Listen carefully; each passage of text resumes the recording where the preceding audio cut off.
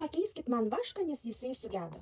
Dabar žiūrėkit, man atsitiko tas pats. Jeigu jūs matot štai tokį vat reikaliuką, tai vaškas nesugedo, o jūs tiesiog jį blogai užsukot. Nu, vat, tai palikau tarpelį kažkokį, įėjo oras ir viskas. Pas mane irgi tas pats, bet vaškas nesugenda, o tiesiog nesandariai užsukom ir viskas. Atidarom vaško naują indelį, parodysiu, kas įeina į dėžutę. Vaškas itin stiprios fiksacijos, parą laiko kažkur išsilaiko. Taip, dėžutį mes turim šepetėlį, štai tokį, jį labai patogu ir kosmetinė įsimesti, ar ne? Ir atidarom vašką ir štai toks gražuolis yra.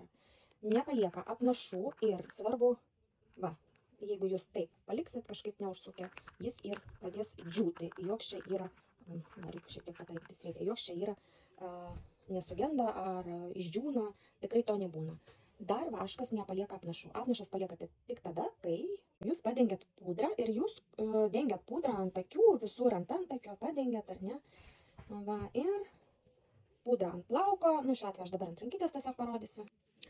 Tada pasiemam vaško, nu tarkim ant švarios vietos užsidėjot, pasiemėt su šepetėliu ir braukiat per tą vietą, kur pas jūs yra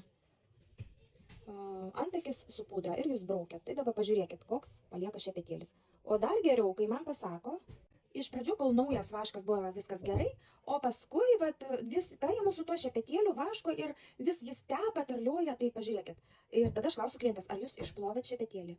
Ups, ne, pažiūrėkit, kas ten darosi. Ir jūs su to murzinu belenkaip varot ir vėl varot per tą pudrą, per tos plaukus. Aišku, kad palieka apnašas. Vaškas yra dengiamas ant švarios odos. Užfiksuojam, palaukiam, kol išdžiūna, ir tada pieštuką ar markerį, laineriuką dedat, ką norit.